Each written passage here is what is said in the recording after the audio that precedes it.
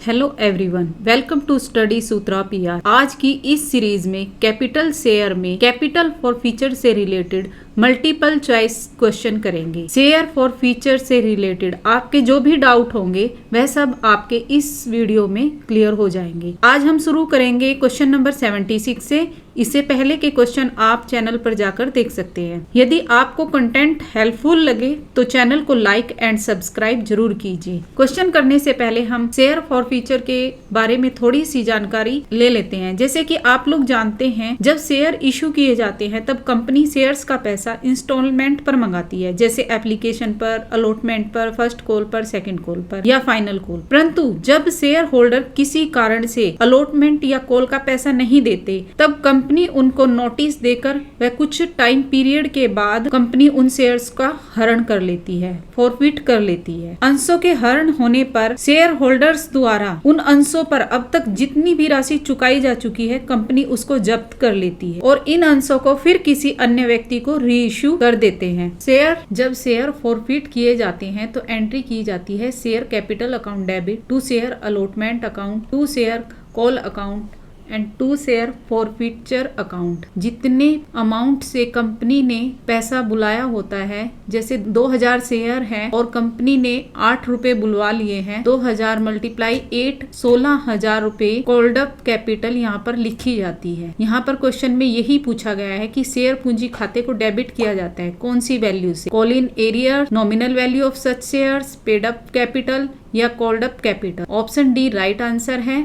Called up capital यहाँ पर लिखी जाती है, इसको याचित पूंजी कहते हैं। जो मनी अलॉटमेंट पर रिसीव नहीं हुई है तो वह शेयर अलॉटमेंट में लिखी जाएगी। जो मनी शेयर कॉल पर रिसीव नहीं हुई है शेयर कॉल अकाउंट में क्रेडिट की जाएगी और जो मनी रिसीव हो चुकी है, प्राप्त हो चुकी है, शेयर फॉरफिटेड अकाउंट में क्रेडिट किया जाएगा। चलते हैं नेक्स्ट क्वेश्चन पर। क्वेश्चन नंबर 77 है, जब शेयर्स जब्त कर लिए जाते हैं तो शेयर्स को री इशू भी किया जा सकता है और उस पर जो छूट दी जाती है उसको कौन से अकाउंट से डेबिट किया जाता है, शेयर कैपिटल अकाउंट से, जनरल रिजर्व से, शेयर फॉरफिचर अकाउंट से या none of these. Option C right answer है। शेयर फॉरफिचर अकाउंट से इसको डेबिट किया जाता है। क्वेश्चन नंबर 78 है, जब शेयर फॉरफिटेड कर लिए जाते हैं तो उनका जो प्रॉफिट होता है उसको कहाँ ट्रांसफर किया जाता है, जनरल रिजर्व में, कैपिटल रिडम्पशन रिजर्व में, कैपिटल रिजर्व में या रिवेन्यू रिजर्व में।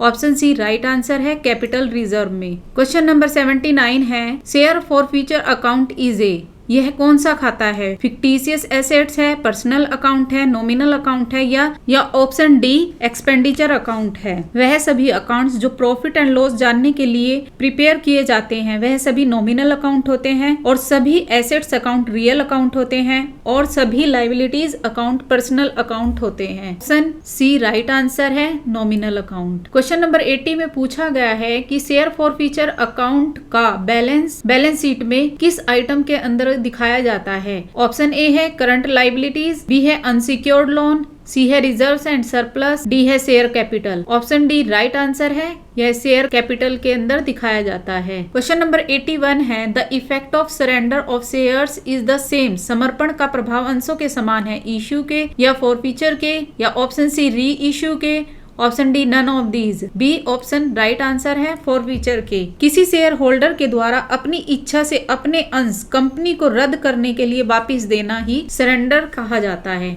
और जब कंपनी शेयर होल्डर के शेयर जब्त करती है तब फॉरफिचर कहा जाता है। ऑप्शन बी राइट आंसर है। क्वेश्चन नंबर 82 है, अंश हरण के अंशधारी को नोटिस देना होगा। ऑप्शन सी राइट आंसर है, 14 डेज। क्वेश्चन नंबर 83 में पूछा गया है कि जो शेयर्स हरण कर लिए गए हैं उनको जब रीइश्यू करते हैं उसके बाद शेयर फॉरफिटेड अकाउंट के साथ क्या ट्रीटमेंट किया जाता है। ऑप्शन ए कैपिटल अकाउंट में ऐड कर दिया जाता है, ऑप्शन बी है रिजर्व एंड सरप्लस में दिखाते हैं, ऑप्शन सी है कैपिटल रिजर्व में ट्रांसफर किया जाता है या डी अंशहरण खाता खुला रखते हैं। ऑप्शन सी राइट आंसर है।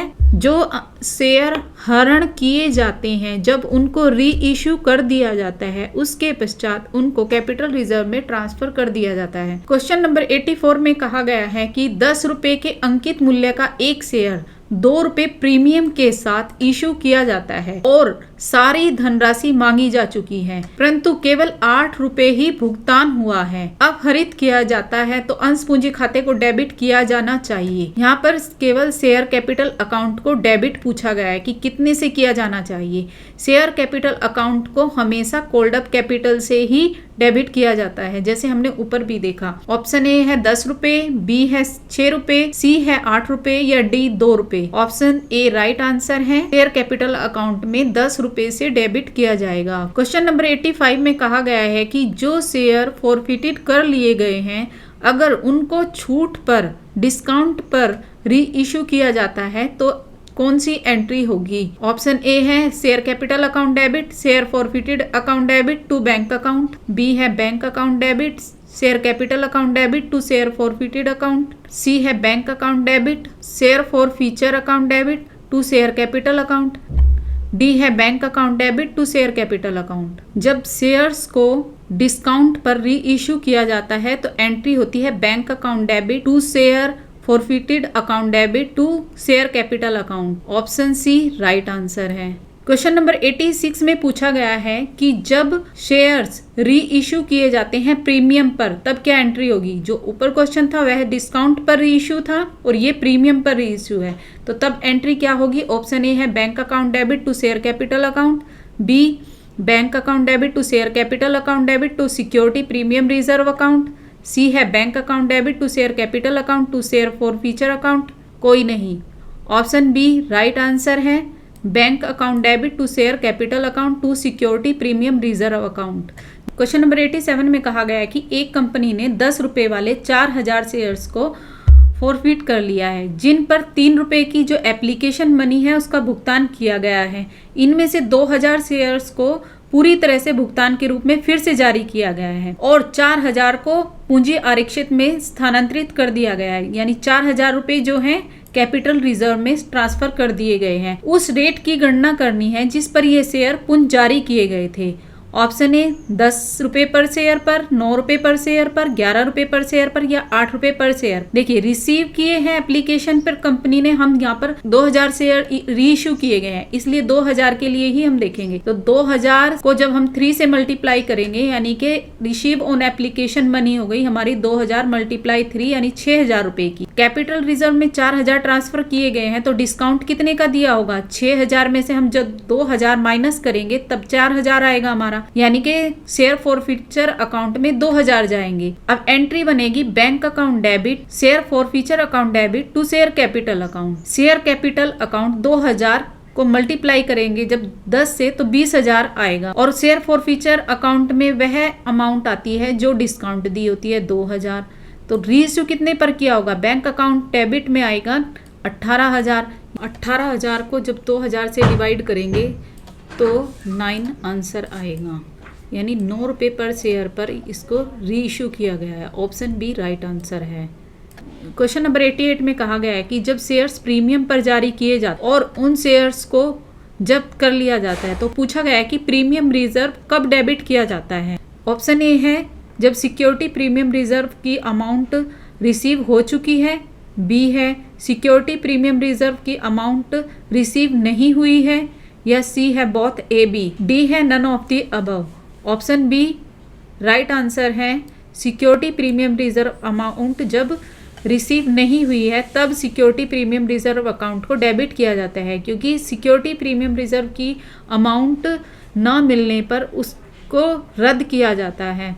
क्वेश्चन नंबर 89 है On a share of 10 rupees issued at a premium of 1 rupees, the whole amount has been called up. 1 रुपए के प्रीमियम पर जारी किए गए 10 रुपए के शेयर पर पूरी राशि मंगाई गई है। प्रीमियम पर 1 रुपए प्रीमियम पर जारी किए गए हैं, लेकिन एक शेयर धारक के मामले में उससे केवल 8 रुपए ही प्राप्त हुए हैं, तब शेयर फॉरफिटेड अकाउंट में क्रेडिट किया जाएगा।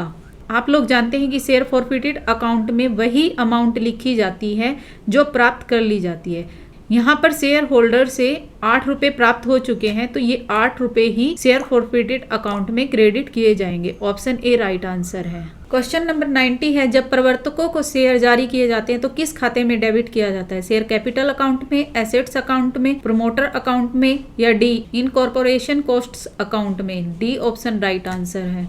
क्वेश्चन नंबर 91 है कि 2 रुपए की अंतिम कॉल राशि का भुगतान न करने के कारण एक कंपनी ने 10 रुपए वाले 1000 शेयर जब्त कर लिए हैं। बाद में इन शेयरों को 6 रुपए प्रति शेयर पूर्ण भुगतान पर फिर से जारी किया गया था। पूंजी आरक्षित राशि क्या होगी, यानी कैपिटल रिजर्व क्या होगा। कैपिटल रिजर्व निकालने के लिए हम सबसे पहले देखेंगे कि जो 1000 शेयर थे इन पर कितनी राशि प्राप्त हो चुकी है। 10 रुपए पर 2 रुपए के फाइनल कॉल प्राप्त नहीं हुई और 8 रुपए प्राप्त हो चुके हैं। 8000 प्राप्त हो चुके हैं जो शेयर फॉरफिटेड अकाउंट में क्रेडिट किया जा चुके हैं।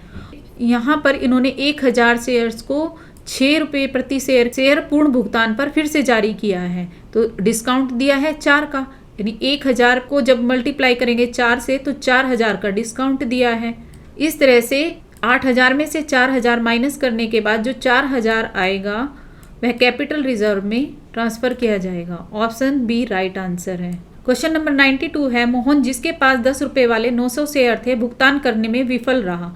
2 रुपए प्रति शेयर की आवंटन राशि और 4 रुपए प्रति शेयर की कॉल मनी उसने नहीं चुकाई। उनके शेयर जब्त कर लिए गए और इनमें से 600 शेयर दोबारा जारी कर दिए गए 7 प्रति शेयर पर पूर्ण भुगतान मानकर।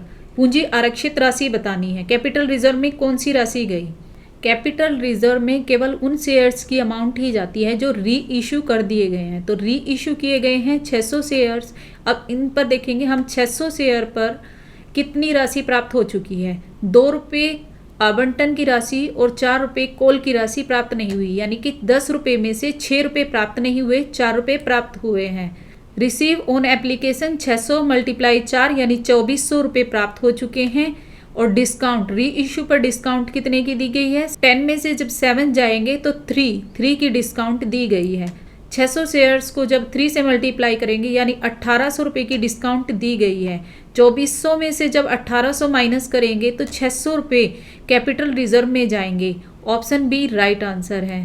क्वेश्चन 93 है, शेयरों की जब्ती से कमी आती है। ए ऑथराइज्ड कैपिटल में, रिजर्व कैपिटल में, फिक्स्ड एसेट्स में या पेड अप कैपिटल में। ऑप्शन डी राइट आंसर है, पेड अप कैपिटल में। क्वेश्चन नंबर 94 है, एक कंपनी ने 10 प्रत्येक के 100 शेयर जब्त कर लिए हैं जबकि 5 रुपये प्राप्त नहीं हुए हैं। इनमें से 60 शेयरों को 6 रुपये प्रति शेयर पूर्ण भुगतान पर पुनः जारी किया गया। पूंजी आरक्षित खाते में हस्तांतरित की जाने वाली राशि क्या होगी। 100 शेयर जब्त कर लिए गए हैं जिन पर 5 प्राप्त हो चुके हैं और 5 प्राप्त नहीं हुए। इनमें से केवल 60 शेयरों को री इशू किया गया है। तो रिसीव अमाउंट की गई है 60 × 5 = 300।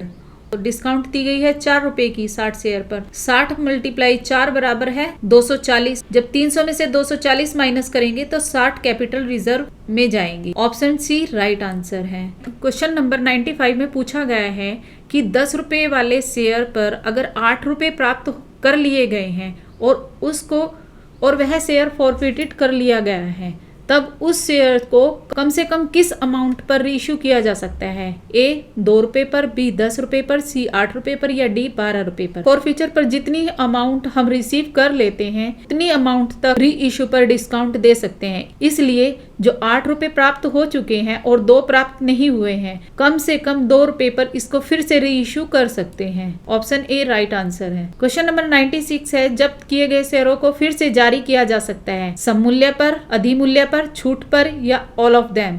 ऑप्शन डी राइट आंसर है, all of them. Question number 97 में पूछा गया है कि 50 शेयर हैं 10 रुपए वाले जिनको 9 रुपए बुलाए गए हैं 2 रुपए प्रीमियम सहित। इसमें 2 रुपए प्रीमियम के भी इंक्लूड है। इन पर 2 रुपए प्रति शेयर के फर्स्ट कॉल की मनी ना मिलने के कारण ये शेयर जब्त कर लिए जाते हैं। तो शेयर कैपिटल अकाउंट में कौन सी राशि डेबिट की जाएगी। शेयर कॉल मनी है 9 रुपए की। 50 शेयर पर 9 रुपए बुलाए गए हैं 2 रुपए प्रीमियम सहित। 2 रुपए जब 9 में से 2 लेस करेंगे 7 रुपए रहेंगे, इसलिए 50 × 7 350 राइट आंसर होगा। क्वेश्चन नंबर 98 में बताया गया है कि stages of incorporation of company are. ये कंपनी के इनकॉर्पोरेशन की स्टेजेस हैं। Promotion, capital subscription, incorporation, commencement of business. इनको सही क्रम में लगाना है। सबसे पहले इनमें से कौन सा होता है और कौन सा उसके बाद आता है। ऑप्शन दिए गए हैं ए, बी, सी और डी। सबसे पहले कंपनी का प्रमोशन होता है, फिर इनकॉर्पोरेशन होता है, फिर बी कैपिटल सब्सक्रिप्शन, कैपिटल जुटाई जाती है, और उसके बाद किसी बिजनेस को स्टार्ट किया जाता है। तो A, C, B, D, option C right answer है। क्वेश्चन नंबर 99 है, निम्नलिखित में से कौन प्रार्थित पूंजी का हिस्सा नहीं है? Option A equity share issued to vendor, B preference share of convertible type, C forfeited share, D bonus share. Option C right answer है। फॉरफिटेड शेयर सब्सक्राइब्ड कैपिटल का पार्ट नहीं होती है।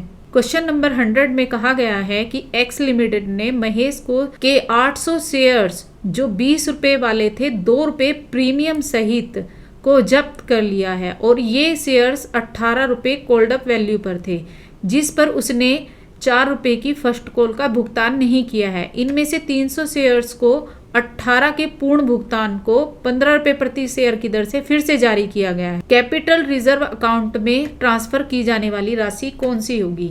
यहाँ पर 300 शेयर्स पर 18 में से 4 का भुगतान नहीं किया तो 14 रुपए प्राप्त हो चुके हैं। तो 300 मल्टीप्लाई 14 4200 रुपए प्राप्त हो चुके हैं और डिस्काउंट दिया गया है 18 माइनस 15 यानी 3 रुपए का डिस्काउंट दिया गया है। 300 शेयर्स पर 300 मल्टीप्लाई 3 900 का डिस्काउंट दिया गया है। 4200 में से जब 900 को माइनस करेंगे 3300 रुपए कैपिटल रिजर्व में जाएंगे। ऑप्शन बी राइट आंसर है। Thank you for watching.